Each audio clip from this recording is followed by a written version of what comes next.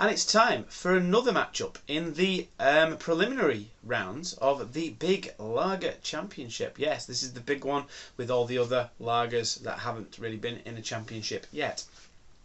Let's have a little look at the preliminary matchups. So we had the Galera versus the Corona first, and the Galera beat the Corona. That's now set up against the Madri in the first round of the Championship. Next on my list here is the Birra Deluxe against the Rosa Blanca. That was the last one we saw, and the Birra Deluxe was better than the Rosa Blanca. But to be fair, when I drank more of them, later on that same evening, the Rosa Blanca, I did actually like the Rosa Blanca. It's got quite a nice flavour, but it is still very light on flavour. The Birra Deluxe was marginally better, so the Birra Deluxe is still going through. That will be up against the Red Stripe in the first round of the Championship. Then we've got the Heineken and the San Marco. That was earlier. That was the second matchup that we did, and the Heineken won that. The Heineken was surprisingly good, really, for that one, and that has set up a matchup against the Perlenbacher. And now we have got. We've got the next one, which is against, well, it's these two beers, isn't it, really? So it's this one. This one was a late entry, the Birra Italiana, which is, I think, Lidl's version of Peroni, and that is up against the Budweiser. So we are basically, this is fighting for a place in the first round against the Rossini. So that's basically what's going to be going on. The Birra Italiana on one side, the Budweiser on the other side. Can I tell which is which one is actually going to go through to the next round up against the Rossini? We will find out today. So there we go. So that's basically where we're up to now with this. After this, we've got only two more preliminary matchups to go before we can actually start the first round, but I can't wait to have a go at these two and to see, well, which one of these I think is better. So let's get these guys cracked out and into glasses, and we'll get the taste test underway. So here we go, beers poured, and let's have a little look. Before we go any further, let's just tell you which one is which. So this is which one is which. Okay, that was which one was which. And they poured with a little bit of a head. This one, the head is going down a lot quicker than this one, I've got to say. This one's retaining the head a lot more. In fact, that one will be gone very shortly. Anyway, let's have a little look at these beers. So looking at the beers, I'd say this one is a paler colour than that one. This one's a very pale straw colour. This one has got a bit of amber in it. There appears to be more bubbles rising from this one than from this one. Quite a bit. I don't know if you can see that. That's quite slow rising bubbles. They're flying up the middle of the glass, so that's interesting. I don't know if that says much about the beers. Let's have a little bit of a swill there. Right, okay, so the head's completely gone from this one. This one is still retaining it quite well. I'm going to get a nose on this one first, so here we go.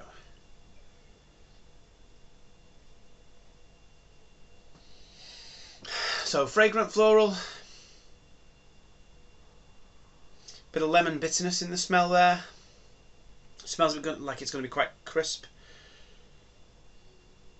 A little bit of maltiness in the smell there. I can't get any dirtiness in the smell at all though.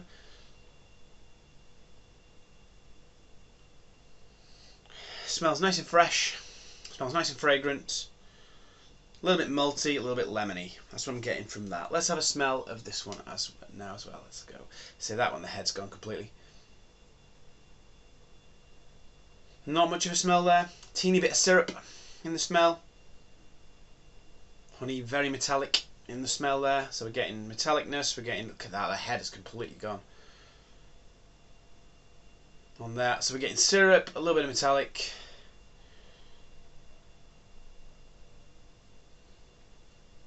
Teeny bit of malt in there.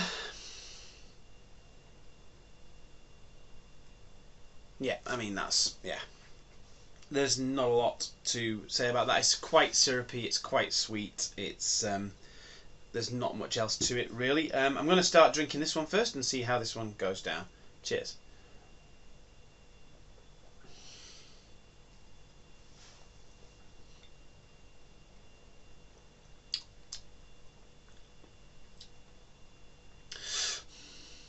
Let's try again.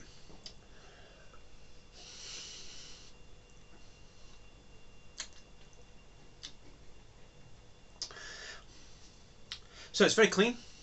There's a tiny bit of bitterness, but not much.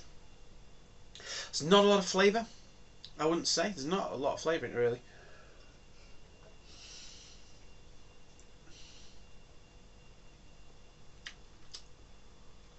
but there is a bit of bitterness, a little bit of citrus in there. Not a huge amount of malt. I was expecting a lot more from this based on the smell. Let's dive into this one. Cheers.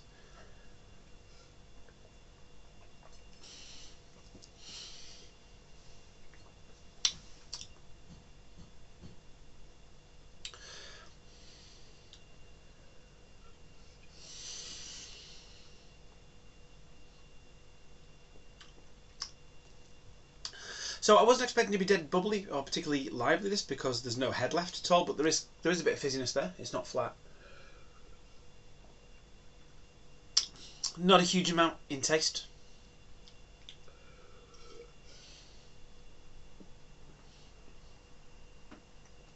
It tastes very much like those cheap lagers that I had in the Cheap Lager Championship. Very little flavour, really having to fish for those flavours. I'm thinking if I go from this one to this one now, this one's going to taste more flavourful, but we'll see. There's a little bit of bitterness in the back end, but not much.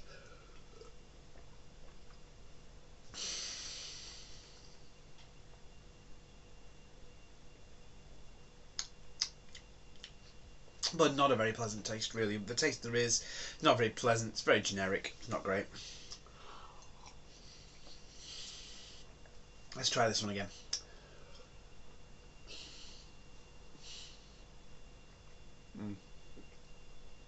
Yeah, there's a lot more flavour on this one. It's got some bitterness. It's got a bit of a malt profile there.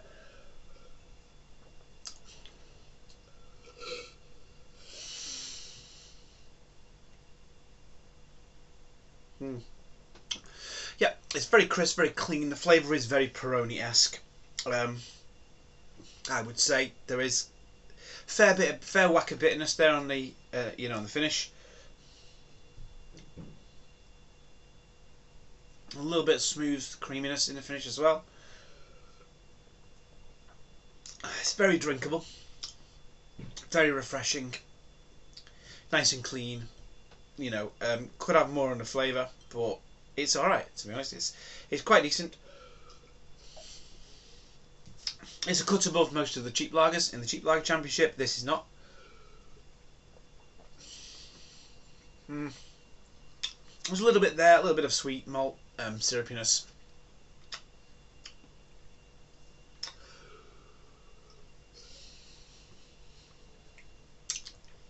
In the flavour, but not much. A little bit metallic as well in the flavour there. That's got more going for it than that one. This one isn't amazing by any means, but it's not bad. It's crisp, it's clean, it's refreshing. Could just do with a bit more flavour. This one is just not the best, not at all. So this one is the one that's going to go through into the championship. I'm thinking this is the Birra Italiana. I'm thinking this is the Budweiser. Yeah, I mean, it's what I expect from Budweiser. Very light, a little bit of sweetness. Not much else to write home about. This one is giving me Peroni vibes. It's very, very clean. Nice whack of bitterness. Teeny bit of malt in the background, some lemon. Nice little aftertaste. It's got a lot. It's got a lot going for it. This really, it's not amazing, but it's got quite a bit going for it. This has got nothing going for it. Let's face it. Let's find out if I was right, and I'll be back in a minute. Okay, let's finish off the review. So, yeah, I mean, this was obviously Budweiser. This was not obviously Birra Italiana. I wouldn't have been able to guess it against possibly something else that was similar. I mean, that's 5% ABV, that. I'd say, I'd expect a bit more flavour for 5% ABV, really, on that one. It's alright, though. I'm getting something there. I'm getting something Peroni-esque, so maybe that's just the style of lager that it is. I mean, if that's the case, then that's what it's trying to be. This is... Yeah, we're getting a bit of a head there. There was only anything wrong with it, apart from the fact that it's Budweiser. There you go, got a bit of a head there. But yeah, it's Budweiser, isn't it? I mean, there's... yeah, I don't know. It's just... Yeah, it's not good. It's not good. I'm trying to say something nice about it. It's not as bad as Coors. I mean, you really know what you're expecting with Budweiser. I mean, I think you get Budweiser, you know what to expect. So let's face it. This though, it's a decent little tipple. This will be interesting to see. I mean, this isn't going up against Peroni, not yet anyway.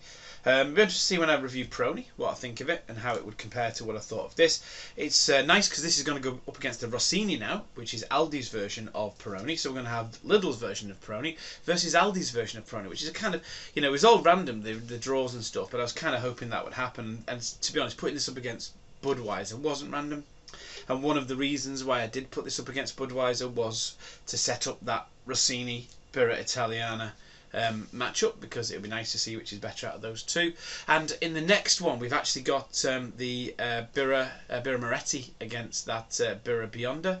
So that's Birra Moretti versus Lidl's Birra Moretti. So that'll be an interesting little one as well. So it'll be cool to see what happens with that. Anyway, what can I say? Budweiser, not great. Don't think I'll ever be buying that again, ever. This, not sure if I'll ever get this again, but, well, obviously I will for the next matchup, but, I mean, what was the price? I mean, this was like about £1.19 because it was reduced, but I think it's usually about £1.50 a bottle, so, you know, £1.50 a bottle. It's decent for £1.50 a bottle, I'd say, because these kind of beers, you're looking £2 plus a bottle for a lot of these beers. So there we go, Birra Italiana through to the next round against the Rossini Budweiser, out of the championship in the preliminary rounds. What a shame. So there you go, done for another one. 2 more to go before we actually start the championship properly. Can't wait to get going with it properly. I can't wait to keep doing it. I am actually enjoying this championship already. Some of these beers, I mean, this beer is quite pleasant to drink, which is more than I can have said for most of the beers in the last championship, so that's great. So yeah, can't wait to keep going with this, having so much fun. It's going to be a big one. Until next time, have a good one.